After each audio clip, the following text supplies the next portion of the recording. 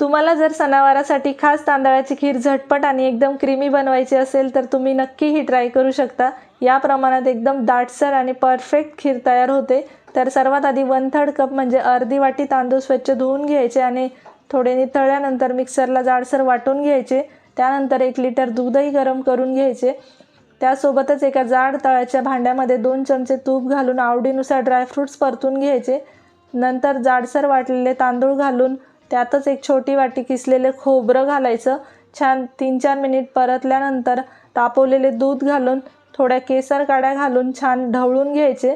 जसं जसं दूध उकळत जाईल किंवा खीर उकळत जाईल तसं तसं खीरीला रंगही छान येईल। तांदूळ शिजल्यानंतर 1/3 कप साखर घालून परतलेले ड्रायफ्रुट्स आणि विलायची पावडर घालायची। 3-4 मिनिट साखर मेल्ट होईपर्यंत शिजवून घ्यायचं। नक्की ट्राय करून बघा, खूप छान खीर तयार होते। डिटेल रेसिपी खाली दिलेली आहे।